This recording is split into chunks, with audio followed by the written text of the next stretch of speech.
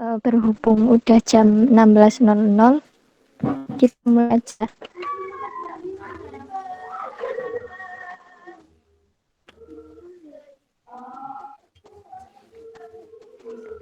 Assalamualaikum warahmatullahi wabarakatuh. Waalaikumsalam warahmatullahi wabarakatuh. Selamat datang kepada sahabat-sahabati semua. Terima kasih sudah hadir dalam kegiatan Ngaji Nusantara pada sore hari ini. Semoga kita semua senantiasa diberikan kesehatan sehingga dapat mengikuti Ngaji Nusantara ini dengan istiqomah. Mari kita buka kegiatan ini dengan bacaan umul kitab bersama-sama. Liridhoillah wali syafaati Rasulillah. Al-Fatihah.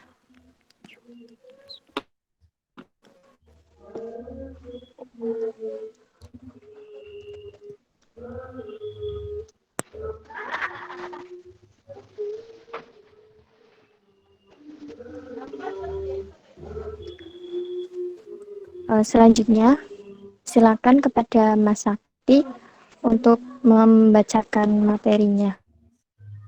Assalamualaikum warahmatullahi wabarakatuh. A'udzu billahi minasyaitonir rajim. Bismillahirrahmanirrahim.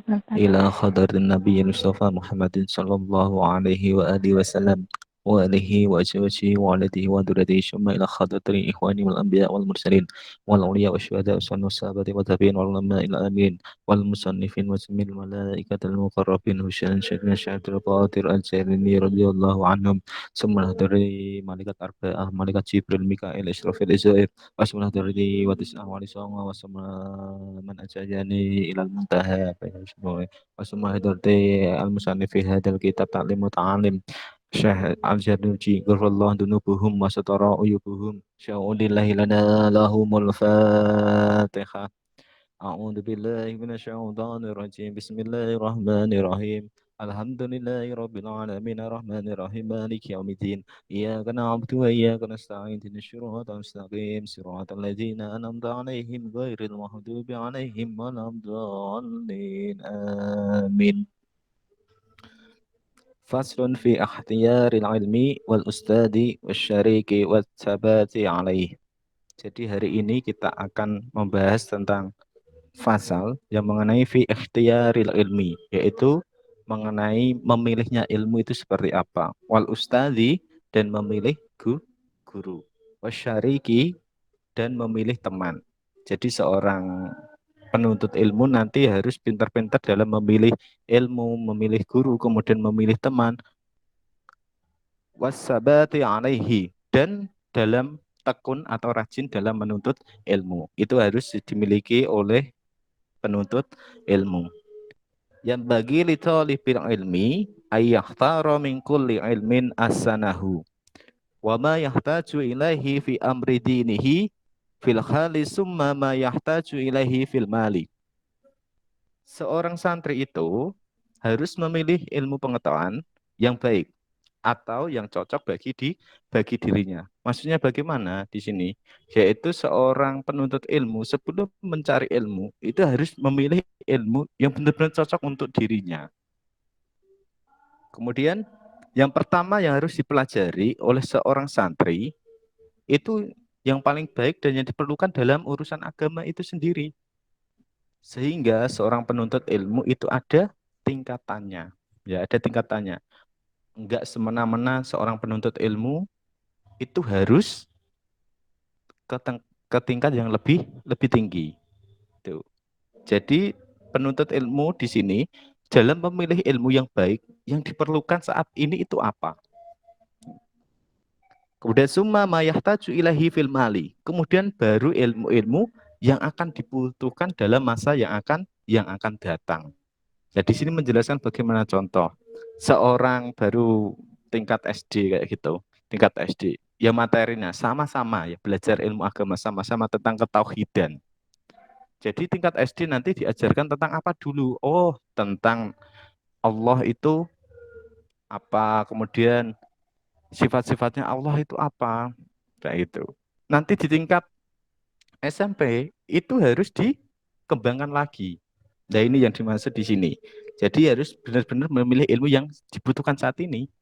Nah, itu. Nah, yang dibutuhkan saat ini itu apa? Jangan sekali-kali seorang penuntut ilmu itu memilihnya ilmu itu berubah-ubah. Itu. Seumpama saat ini kok kita sudah belajar tentang taklim muta'alim, kayak itu ya, taklim muta'alim. Berarti selesaikanlah dulu itu kitab taklim muta'alim. Jangan hari ini taklim muta'alim, belum hatam, kemudian sudah ganti kitab yang lain. Kayak gitu ya. Ya ini yang diperlukan saat ini itu apa? Yang dimaksud ini gitu. Wa yuqaddimu ilmat tauhidi wa ya'rifallahu ta'ala bid-dalil. Fa innal imal muqallidi wa in kana sahihan indana lakin yakunu asiman bitarkil istidlal. Ilmu tauhid itu harus didahulukan. Makanya ketika kita di kitab-kitab, jika kita melihat beberapa kitab, pasti yang pertama adalah puji syukur. Kemudian selawat atas Nabi. Setelah itu adalah limpahan-limpahan tentang ketauhidan. Ya, itu. Nah, ilmu tauhid itu harus diajarkan pertama kali kepada penuntut ilmu. Kenapa kok ilmu tauhid? Karena itu yang berkenaan tentang keimanan kita. Ya, ilmu tauhid itu wajib dipelajari pertama kalinya gitu. Kita lahir aja, kenapa kita lahir kok langsung diadani? Yaitu karena salah satunya adalah tentang ketauhidan. Ya, diajarkan kita tentang ilmu tauhid. Bahkan ketika kita masih di dalam kandungan, kita baru 4 bulan di dalam kandungan, sudah dibaca-bacakan oleh orang tua kita tentang doa-doa agar nanti putra-putrinya menjadi putri yang solehah, putra yang soleh, kemudian agar rezekinya lancar, agar umurnya nanti ilmu yang barokah. Itu sudah diajarkan mulai kecil, kita sudah diajarkan tentang ilmu ketauhidan. Sehingga di sini ilmu tauhid itu harus didahulukan. Kemudian, kenapa ilmu tauhid itu didahulukan? Supaya seorang santri atau penuntut ilmu itu mengetahui sifat-sifat Allah berdasarkan dalil yang nyata. Di sini maksudnya dalil yang otentik, yang benar-benar ada. Karena apa? Karena ketika iman seseorang itu menjalankan secara dalil taklid, maka seseorang itu tidak sah apabila dia melaksanakannya. Maksudnya bagaimana? Ketika kita tentang ketauhidan kepada Allah, contoh. Kenapa Allah itu ada? Kenapa Allah itu ada? Ya ada. No. Dari siapa? Dari guru agama saya. Kayak itu. Itu namanya taklid. Kalau nggak gitu, katanya imam ini itu Allah itu ada. Itu adalah dalil taklid. Ya, taklid itu berarti dia masih pendapat-pendapat seseorang. Ya, sehingga di sini ketika kita belajar dalam ilmu agama, kita harus tahu dalil semestinya, dalil otentiknya. Oh, Allah itu ada. Di mana sih? Ya itu. Allah itu satu. Oh, kul huwallahu hu ahad. Sehingga di dalam PMI juga itu ada tentang yang pertama kali ada ketauhidan. Ya, ketika nanti kalian masuk dalam ngasih materi tentang mapaba itu ada tentang ketauhidan, kemudian ketika nanti hablum minallah, hablum minannas, tuh nanti ada materi tentang itu. Kemudian ketika kita menjalankan sesuatu ibadah yang berdasarkan, tapi kita tidak mau belajar tentang itu, sama saja ibadah kita kayak tidak sah. Karena kita masih diberikan untuk belajar, kekuatan untuk belajar di situ. ya. Jadi kita seorang penuntut ilmu harus benar-benar tahu otentiknya. Tuh. Apalagi kita ini seorang pergerakan, seorang PMII, ya anggota PMI, harus tahu puasa Ramadan. Kenapa puasa Ramadan itu diwajibkan? Ya, kenapa puasa Ramadan itu diwajibkan? Kita nggak bisa jawab, ya Allah. Kita harus tahu menjawab hal itu. Sehingga ketika kita tidak bisa mendalami tentang hal itu semua, maka kita akan dibingungkan dalam NDP kita, nilai dasar pergerakan kita. Terkadang malah membuat dalil-dalil sendiri. Ya, dalil-dalil sendiri. Oh, puasa Ramadan itu bagi yang mampu, kayak itu dan sebagainya. Jangan sampai kayak gitu. Kita harus benar-benar tahu dalilnya. Wa yahtarul atiqa dunal muhdasa silqalu. Alaikum bil atik wa iyyakum wal muhdasani wa iyyaka an tastagila bihadal jalal. Alladhi akbari minal ulama. Seorang santri itu mempelajari ilmu para ulama-ulama salaf. Maksudnya para ulama salaf ini bagaimana? Yang tentang ilmu keagamaan. Salah satunya adalah kitab Ta'lim Muta'alim ini.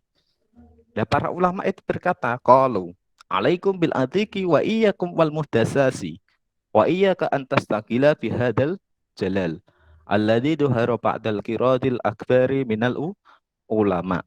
Dan mereka mengatakan apa?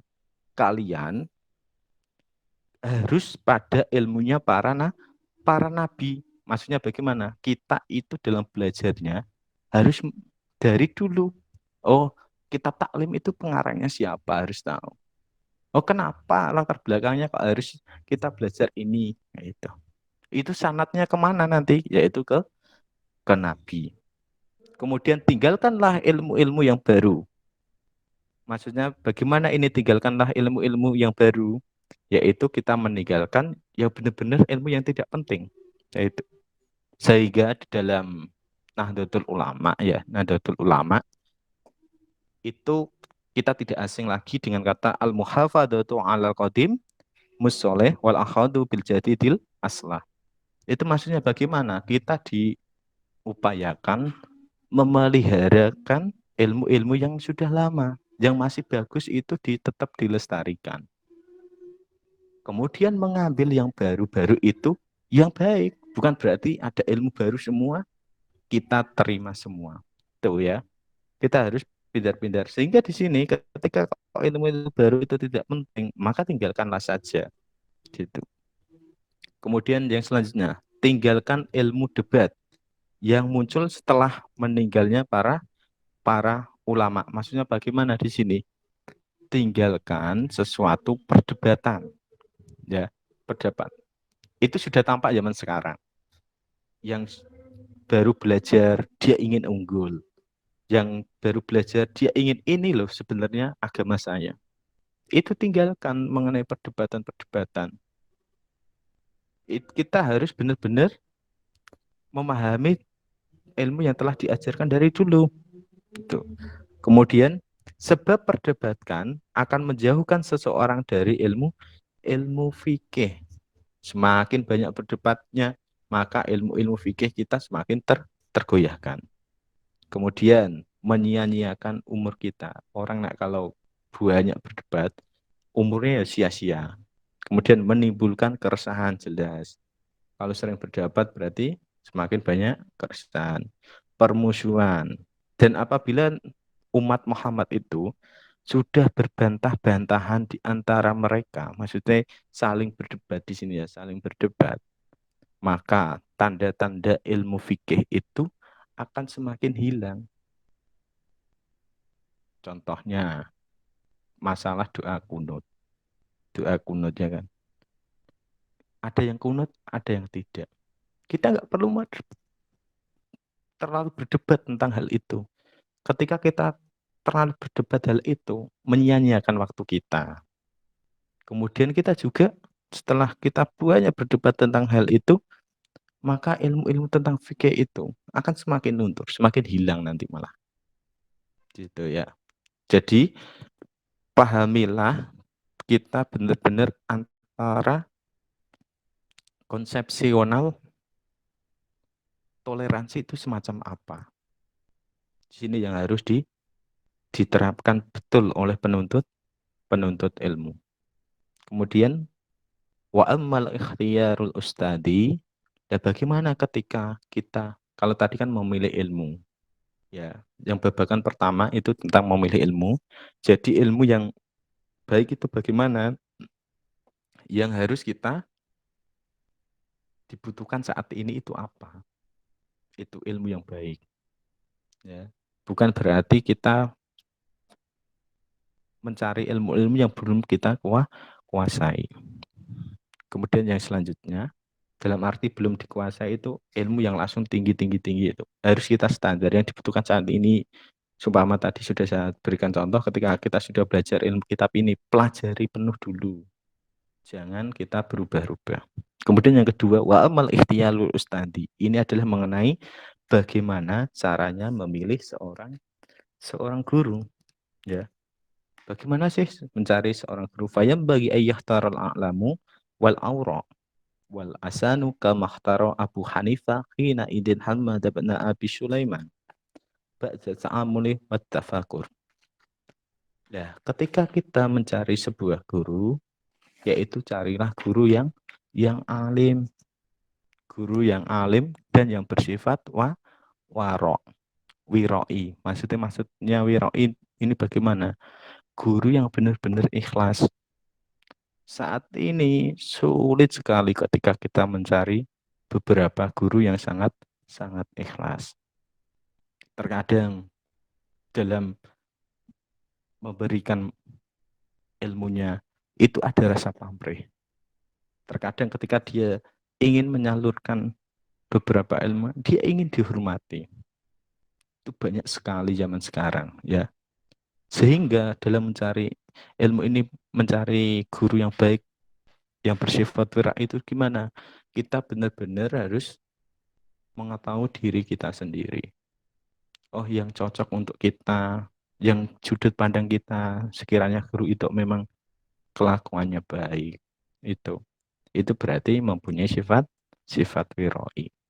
Kemudian selanjutnya bagaimana? Dan yang lebih tua. Kalau bisa mencari guru itu ya sudah umurnya di atas kita dan secara agamanya dia wiroi. Seumpama jika tidak ada yang ujung-ujungnya enggak ada yang lebih tua, di bawah kita enggak apa-apa. Syarat utamanya itu apa? Wiroi tadi loh. Wiroi itu benar-benar menjauhi segala larangannya Allah di sini. Ya. Kalau yang lebih tua, kenapa kok yang lebih tua? Karena ketika kita mencari guru yang lebih tua, biasanya itu sudah berpengalaman. Sehingga di dalam adatnya Ahlussunnah wal Jamaah, ya, dalam sunnah Ahlussunnah wal Jamaah, sepintar-pintarnya kita anak muda,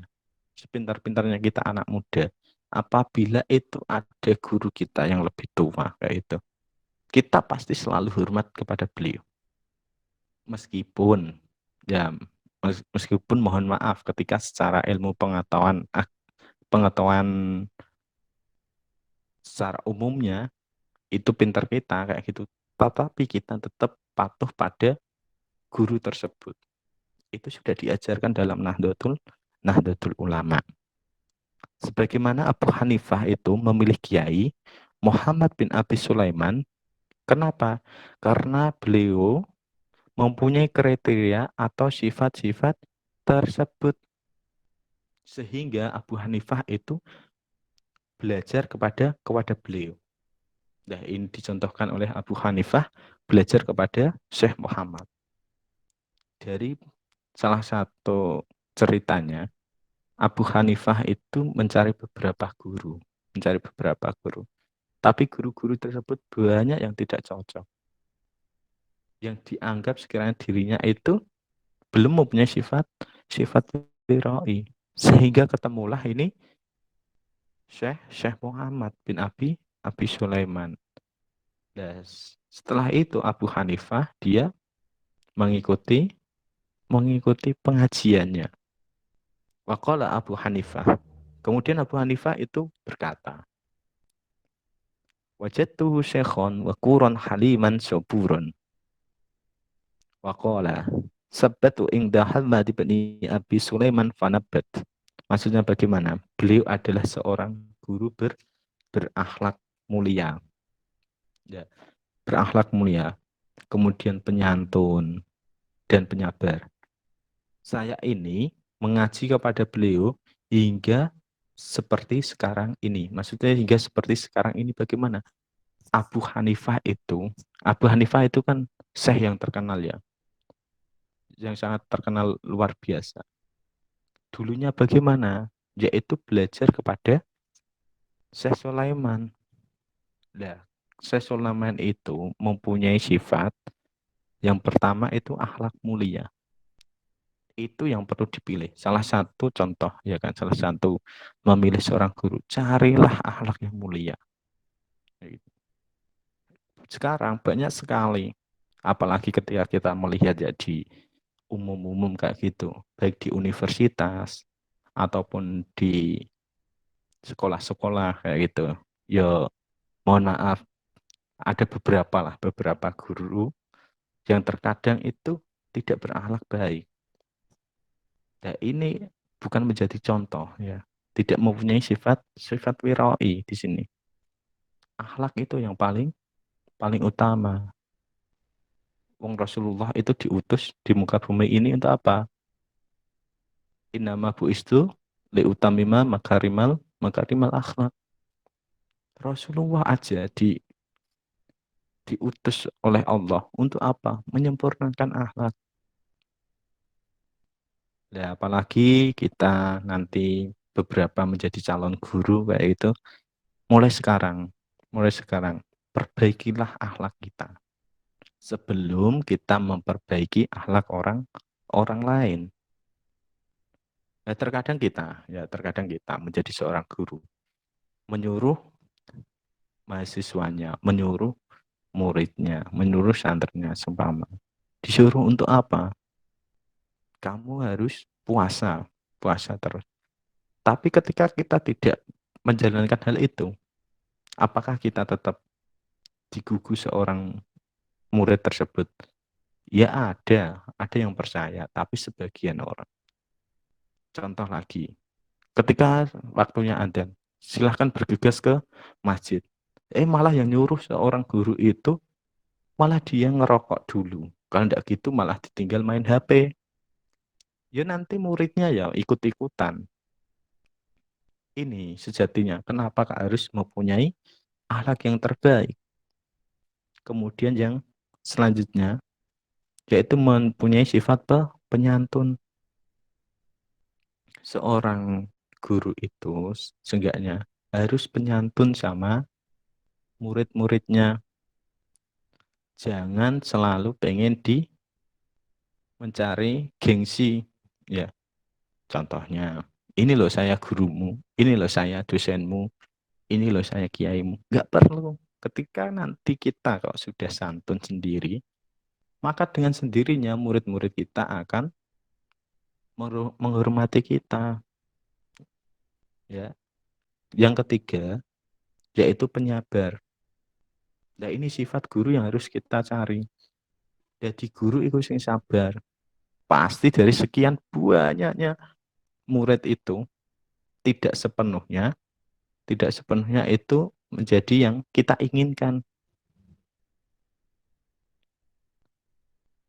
Ya, apabila kita kok menginginkan ya murid kita kok pintar kayak gitu. Pintar itu bukan urusan kita. Yang mendatangkan kefahaman, ilham, yang mendatangkan ilmu itu siapa? Allah Subhanahu wa taala.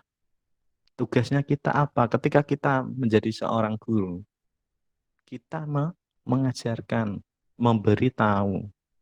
Itu seorang guru.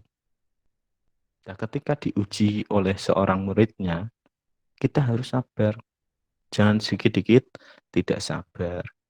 Jangan sedikit-sedikit marah. Jangan sedikit-sedikit dia nanti ngambek. Jangan kayak gitu jadi guru. Ya. Karena dari 100% mungkin ada 10%-nya atau bahkan 25 atau bahkan 60%. Murid kita itu pasti bandel. Itu tidak cuma di tingkatan murid, mau ditingkatkan pondok pesantren pun kayak gitu. Beberapa santri mungkin tidak sepenuhnya akan nurut. Mahasiswa pun ya kayak gitu. Ya, mahasiswa pun ya kayak gitu. Karena dulu saya juga mengalami ketika dulu saya masih ngoreksi beberapa jawaban mahasiswa itu, ya sebagian ya tidak mengumpulkan. Nanti ketika diminta kayak gitu ya beberapa hari. Gitu ya jangan marah, tetap disabari. Nah itu ini. Ya, sehingga Abu Hanifah itu benar-benar menemukan yang cocok. Yang cocok itu kepada siapa? Kepada Syekh Muhammad bin Abi Sulaiman. Sehingga dia bergurulah kepada Syekh Muhammad. Kemudian wakola. Abu Hanifah juga berkata, Sami'atu hakiman min hukama'is Samarqandi. Aku pernah mendengarkan dari seorang ahli hikmah ya tentang ilmu kehikmahan dari mana Samarqandi. Samarqandi itu Samarkan ya, Samarkan. Qala, beliau berkata, Inna wahidan min tolabatil ilmi syawarani fi tolabil ilmi. Wa kana azama ala dhihabi ila yukhara li talibil ilmi. Ada salah satu seorang. Ya di sini ada salah satu seorang penuntut ilmu itu bermusyawarah denganku ketika hendak pergi ke Bukhara. Bukhara itu salah satu negara. Negara ya, kalau dulu itu negara. Untuk apa? Untuk litolabil ilmi, yaitu mencari ilmu. Wahakanda yang bagi ayusyawira fi kulli amrin fa inna Allah ta'ala amara Rasulullah sallallahu alaihi wasallam bil musyawarati fil umur. Walam yakun afdhanu minhu wa ma'a dhalika umira bil musyawarati wa kana yusyafirul ashabuhu fi jami'il umur hatta khawajil bait. Maksudnya bagaimana? Hendaknya setiap pelajar itu harus mempunyai sikap bermusyawarah. Dengan siapa? Dengan para alim. Contohnya, kenapa harus musyawarah dengan alim?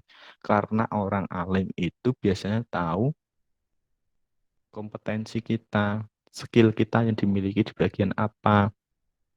Itu harus dimusyawarahkan. Kenapa harus dimusyawarahkan? Ketika kemana sih dia harus musyawarah? Kuli amrin. Setiap dia ingin pergi dalam menuntut ilmu segala urusan. Contohnya, dari kalian, ya kalian ingin menuntutkan jenjang ke bahasa Inggris kayak gitu. Silahkan dikonsultasikan dulu, entah sama dosen, entah sama kakak-kakak yang sudah lulus, entah sama saudara atau siapapun yang mengetahui tentang bidang itu. Ya kira-kira itu kita cocok enggak ketika melanjutkan tersebut.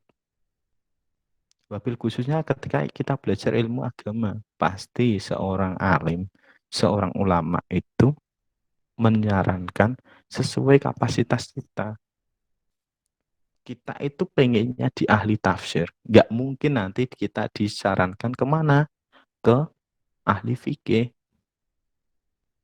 Kita pengennya nanti kompetensi kita yang miliki, oh ini kalau dilihat tuh kayaknya nanti masuknya ke penghafal Quran. Ya nanti disarankan kemana? Ke guru yang mengajarkan tentang ilmu Al-Quran. Itu.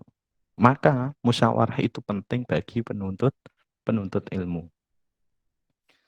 Karena Allah Ta'ala, fa inna Allah Ta'ala amara Rasulullah. Karena Allah Ta'ala itu menyuruh Nabi. Supaya apa? Bil musyawarati fil umuri walam yakun afdhanu minhu wa ma'adalik.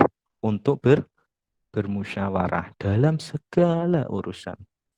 Padahal seseorang pun yang lebih pandai dari beliau. Maksudnya bagaimana? sesuatu kalau yang dimusyawarahkan itu hasilnya ya baik. Contoh aja dalam organisasi. Kalau organisasi kok kita berjalan sendiri, itu rasanya berat. Ketika ada masalah. Ya, ketika ada permasalahan itu, ya, kita musyawarahkan dengan teman, itu rasanya ya nanti enak. Kayak itu. Contoh lagi kalau anak-anak ABG, ya, anak-anak ABG zaman sekarang kayak itu. Apalagi kok orang yang lagi bucin, dia baru aja diputuskan ataupun ditinggal selingkuh sama kekasihnya. Kalau itu dipikir sendiri, stres Dewi. Kadang kita koncone, dijak koncone apa itu ngomong yo kita diam. Kita disuruh apa-apa jak makan yo kita diam. Beda ketika ada permasalahan, kita musyawarahkan dulu. Musyawarahkan, oh sama pasangannya tadi dulu. Kalau nggak gitu sama teman dekat kita, nanti baiknya kayak apa? Dimusyawarahkan. Apalagi ini dalam menuntut ilmu, yang babakan tentang kita nanti mau bagaimana, itu harus dimusyawarahkan penuh. Ya, kan nggak kalian saja, saya pribadi ingin kuliah itu pasti musyawarah dulu dengan keluarga. Oh, nanti saya berangkatnya itu bagaimana, ketika nanti di sana itu seperti apa. Nggak mungkin tuh ketika kita mencari ilmu, kita berangkat sendiri. Pasti kita dimusyawarahkan, ya kan? Nah, itu salah satunya. Kemudian dalam segala urusan, beliau selalu bermusyawarah dengan para sahabat. Ini Rasulullah. Rasulullah aja selalu bermusyawarah kepada sahabat dalam segala urusan. Ini, ya. Kemudian bahkan dalam urusan rumah tangga pun beliau selalu bermusyawarah dengan istrinya. Nah, ini Rasulullah. Rasulullah kalau berumah tangga berarti musyawarah dengan istrinya. Ketika permasalahan di umum berarti musyawarah dengan sahabatnya. Kita kelak pun ya kayak gitu. Jadi orang itu jangan selalu egois, ya.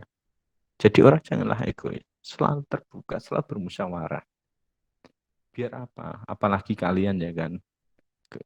Kita ini kan di usia mau mendekati ke jenjang-jenjang, entah nanti lanjut pasca ataupun lanjut ke pernikahan itu.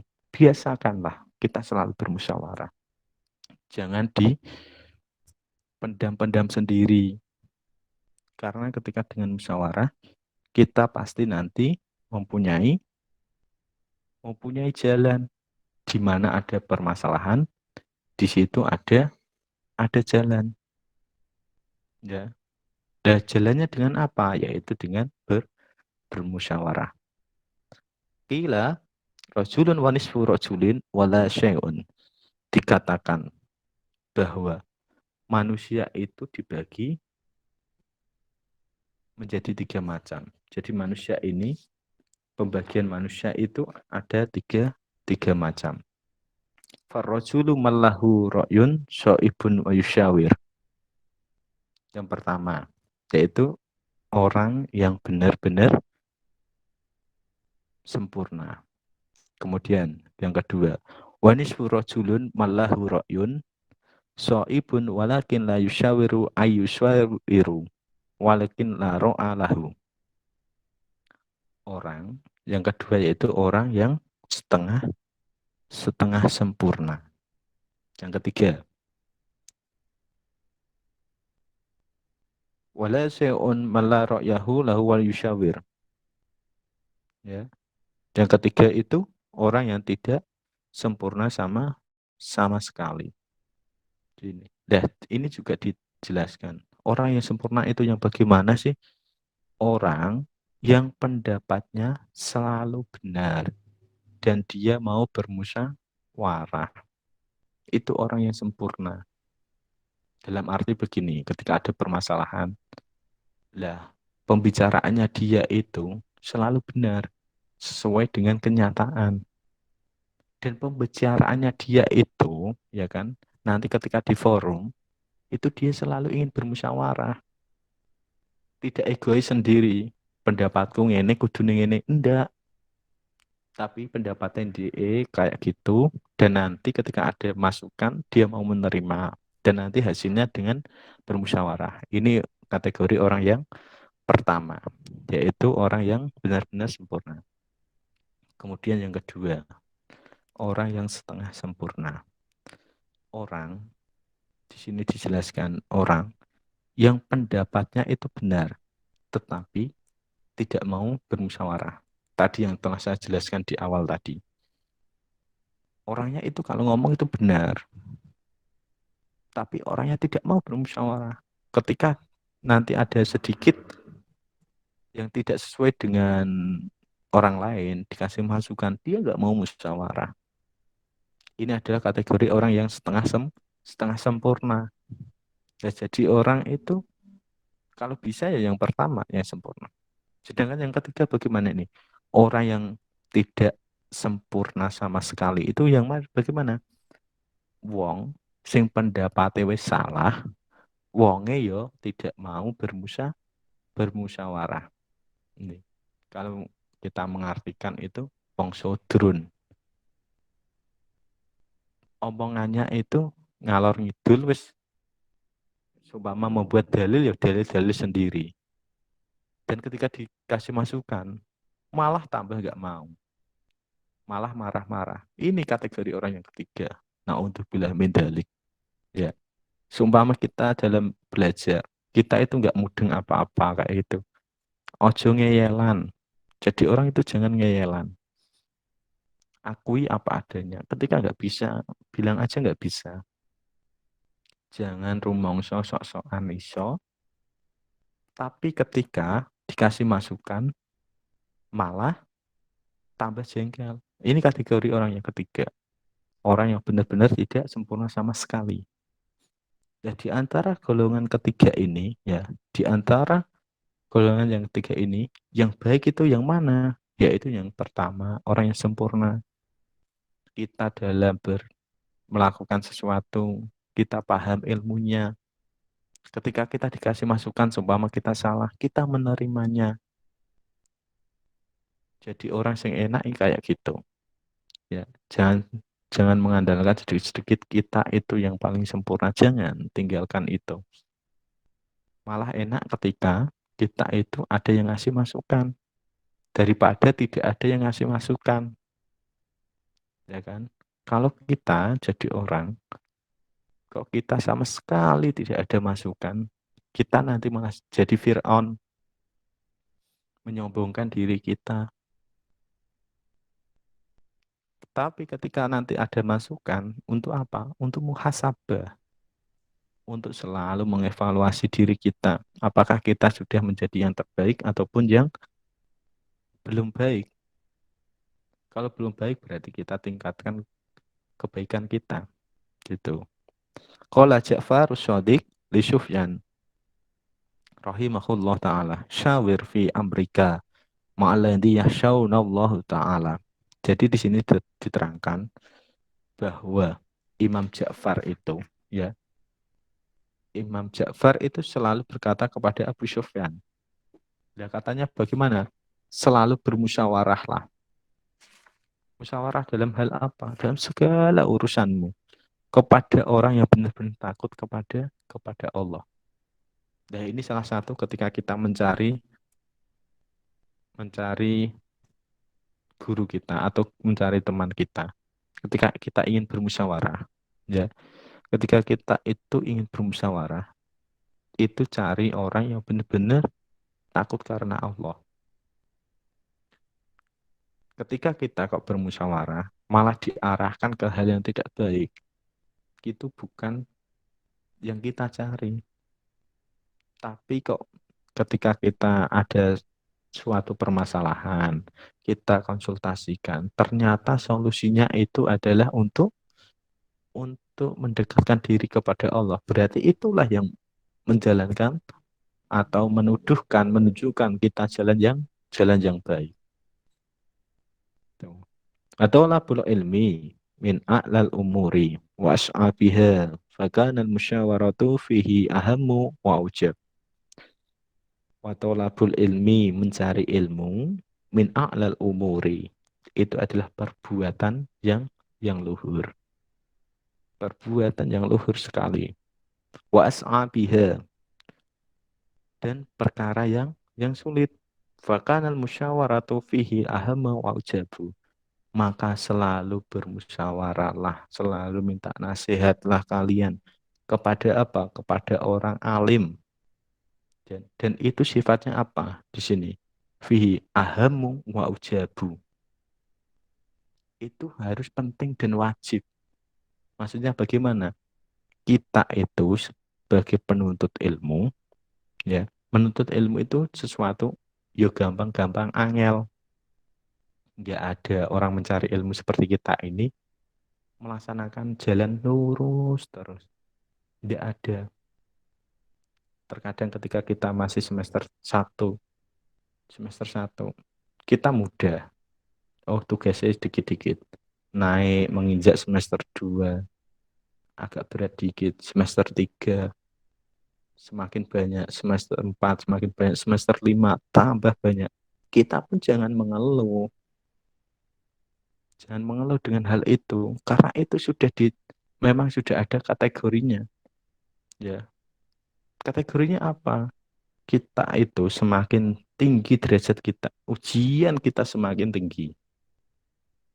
Nah, kekuatannya kita orang kecil, ya orang kecil, ujiannya kita juga kecil. Itu yang harus diresapi dari kita sendiri. Kenapa dengan hal itu? Tadi, mencari ilmu itu bukan hal yang cuma mudah. Terkadang kita, oh kecil loh, ada jalannya kayak gitu. Tapi nanti dalam perjalanannya, itu pasti ada kesulitan. Contoh lagi, saya ambil contoh lagi. Ketika di sini ada yang semester 7, dia PPL, setelah PPL nanti KKN. Setelah KKN mengerjakan skripsi. Skripsi itu ya gampang-gampang angel. Ya gampang itu bagaimana? Gampang nak dikerjake. Angel meneh. Nak dosennya angel ditemui. Wabil khusus dicoret-coret. Ya, tapi kita jangan mengartikan ketika skripsi kita dicoret-coret, kita langsung males. Loh, justru itu adalah tantangan kita. Saya ceritakan diri saya sendiri, tidak mengambil contoh yang lain. Bukan berarti saya menyombongkan diri saya, tidak. Bukan berarti saya harus ini, tidak. Dulu ada salah satu dosen saya, ya praktisinya di mana R&D, di situ R&D. Dan ketika dosen itu sangat luar biasa. Jurnal harus minimal 3 atau 4. Itu dulu ketika zaman saya itu sudah tidak ada. Tidak ada peraturan jurnal, tidak ada. Itu bebas. Mau cari jurnal yang harus nasional, internasional, itu bebas. Kalau yang dosen saya satu itu sudah diterapkan hal itu. Dan yang membuat saya takut lagi, sebelum saya mengajukan judul itu ya, membuat saya paling takut. Sampai berdoa itu, semoga dosen saya enggak itu. Karena ada salah satu dari kakak angkatan itu sampai mau semester 15 dengan beliau. Dan rata-rata yang lulus itu dulu pasti semester 10 baru lulus, semester 12. Tapi kayak gitu, jangan dihadapi dengan pribadi, konsultasikan dulu. Kita konsultasi kepada orang yang sudah paham. Wabil khusus adalah konsultasi yang paling baik adalah kepada Allah Subhanahu wa taala. Nah, dengan berjalannya waktu, saya niatkan, oh ternyata dosen ini itu sikapnya kayak gini. Jalankan terus. Seperti tadi, seorang penuntut ilmu harus benar-benar mempunyai sifat yang harus tekun dan kita harus selalu banyak musyawarah. Ya kan? Sampai dulu saya hanya tidur 2 jam. mengerjakan terus sampai jam 2. Nanti jam 2, setengah 2, jam 4 harus sudah bangun. Tuh, harus dijalankan terus. Itu dulu, kalau sekarang ya mungkin banyak tidurnya mungkin ya. Kalau dulu luar biasa. Karena untuk apa? Untuk mengejar. Nah, alhamdulillahnya pada saat setelah mendapatkan dosen tersebut, saya selalu, kalau masalah coretan, luar biasa. Sampai sekarang, ya skripsinya masih saya simpan, coret-coretannya. Masih di rumah. Tandanya pasti abang. Luar biasa itu. Sampai hari ini, besok, saya itu dikatakan, sampai dosennya itu dulu mengatakan, wong kok moro wae, moro terus kayak gitu. Enggak masalah, enggak masalah.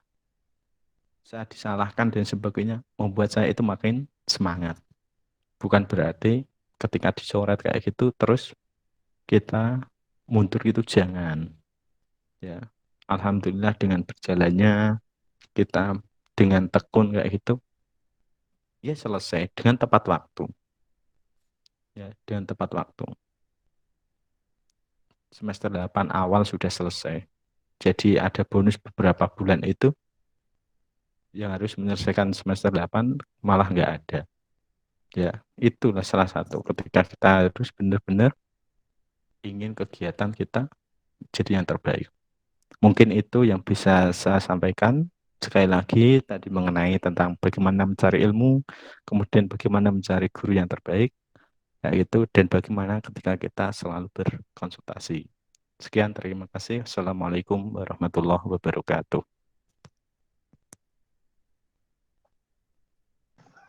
Waalaikumsalam warahmatullahi wabarakatuh.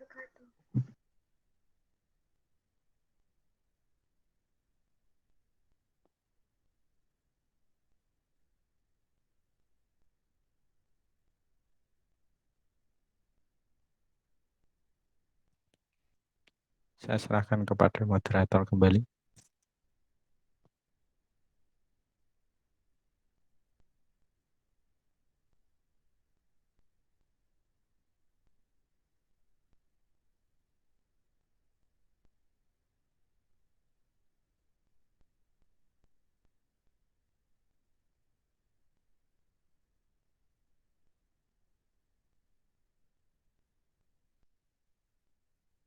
Suara saya terdengar ini ya?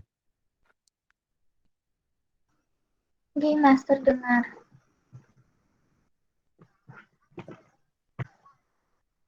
Ya, monggo langsung saja yang mau bertanya silahkan.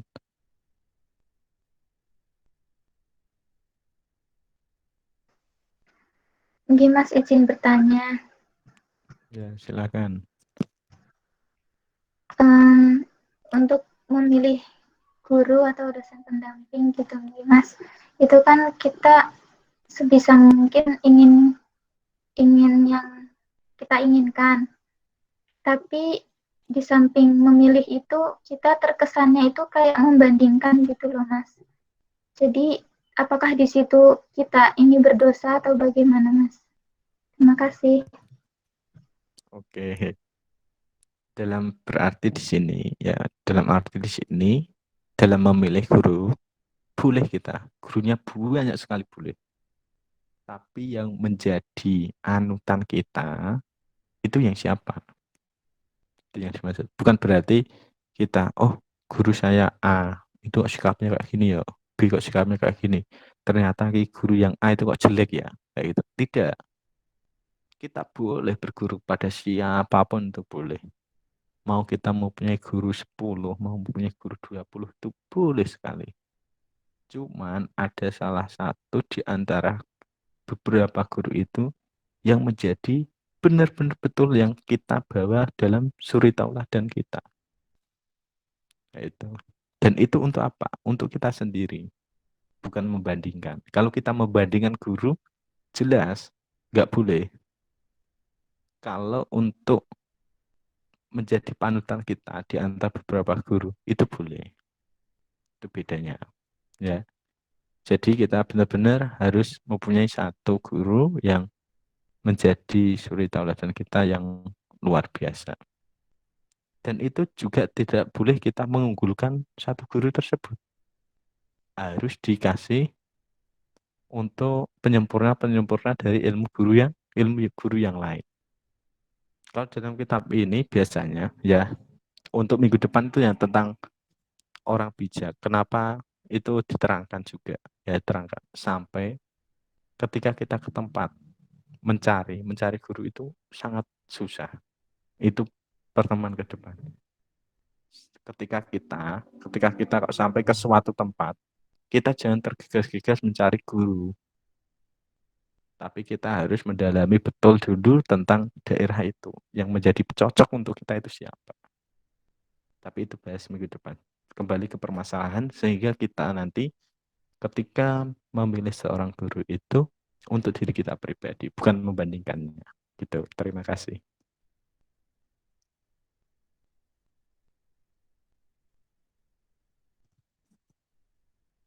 Monggo yang lain.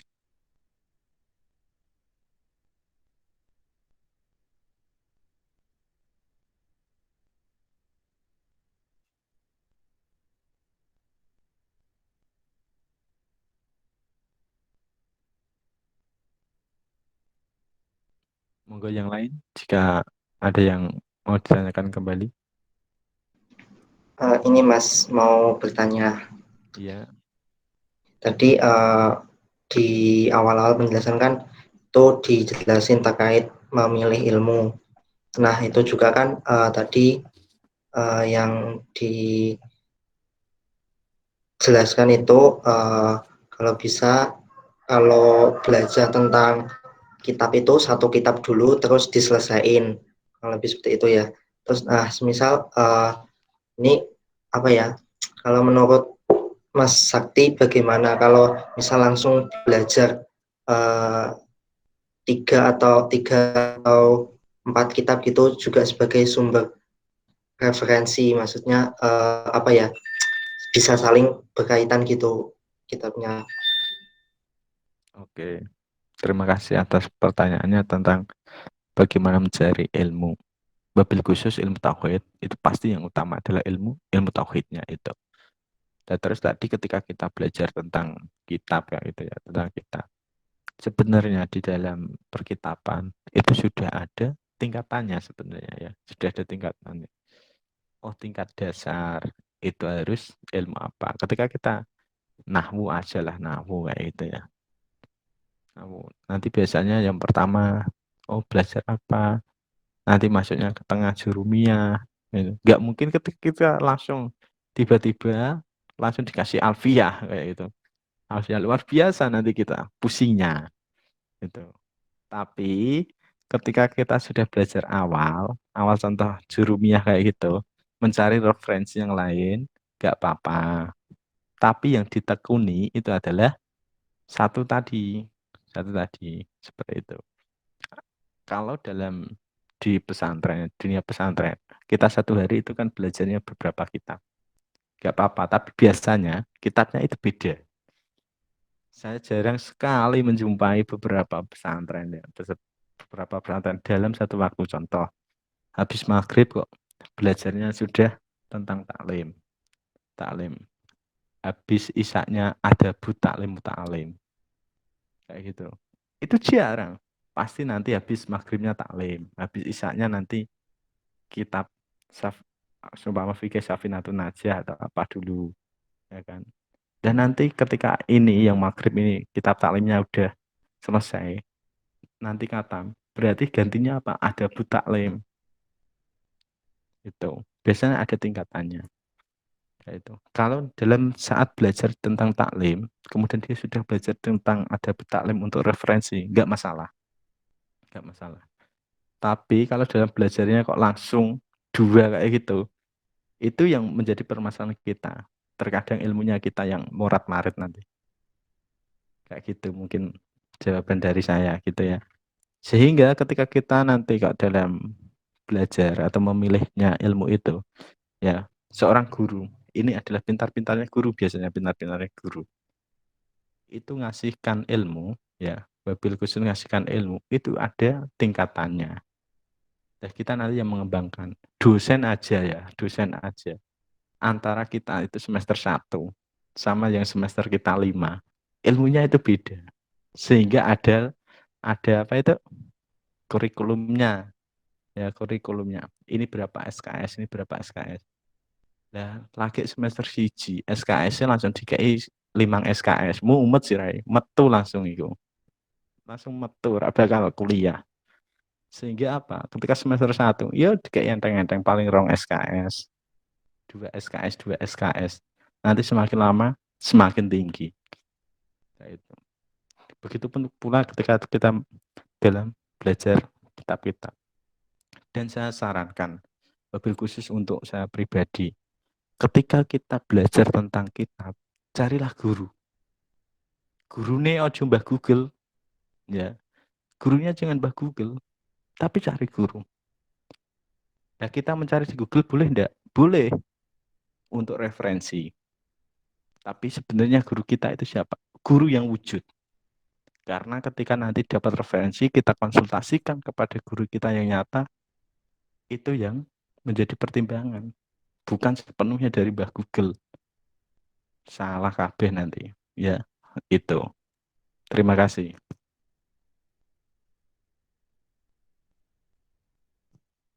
Monggo masih ada beberapa menit yang mau bertanya kembali.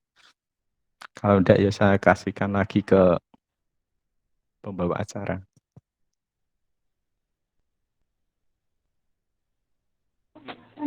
Silakan.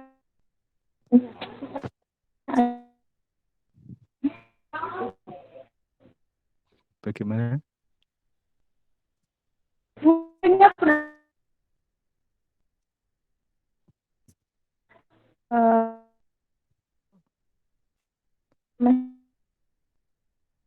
Kayaknya ini suaranya terputus-putus nih.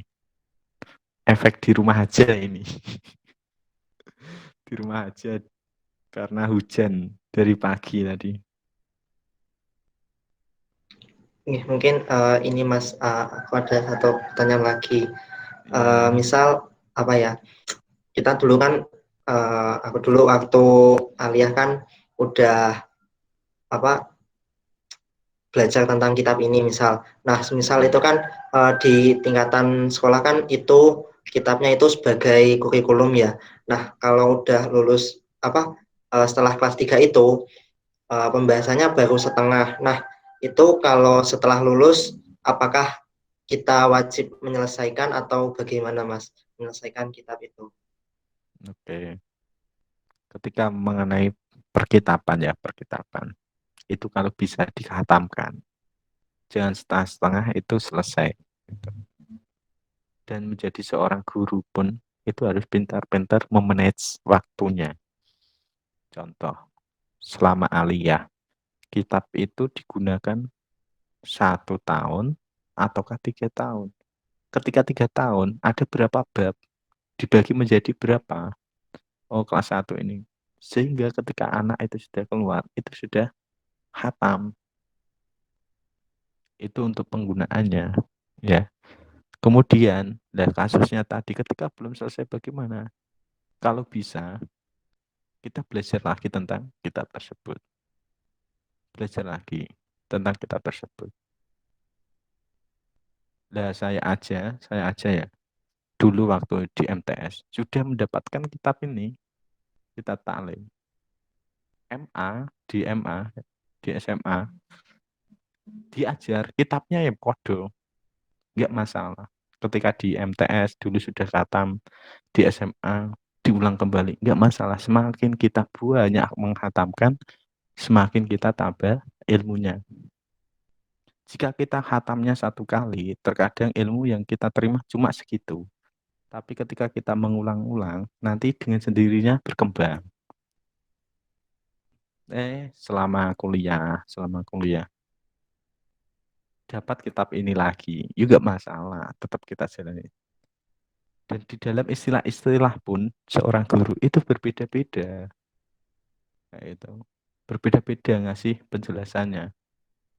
Ada, kalau sekarang taklid dan sebagainya, ya kan? Dalil ontetik dan sebagainya. Itu nanti kita mendapatkan kosakata yang luar biasa.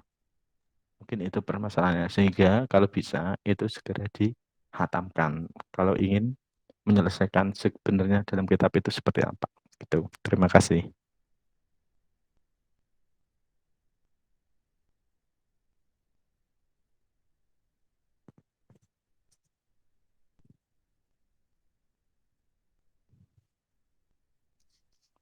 Monggo.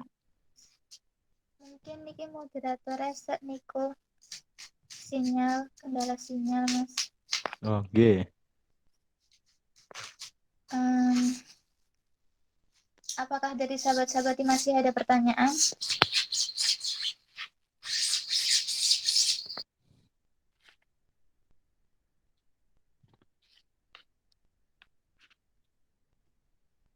Mungkin karena sudah tidak ada pertanyaan saya dan sudah menunjukkan pukul 5:01.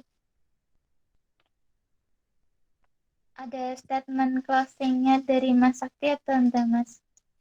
Oh, sudah. Sudah.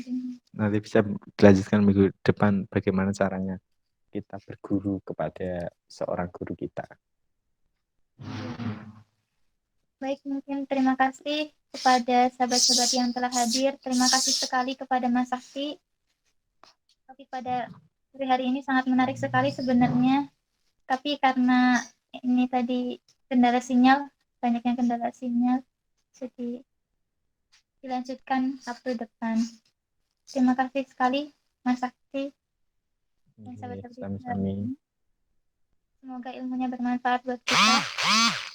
Saya gantinya moderator menutup acara pada sore hari ini. Assalamualaikum warahmatullahi wabarakatuh. Waalaikumsalam warahmatullahi wabarakatuh. Warahmatullahi wabarakatuh.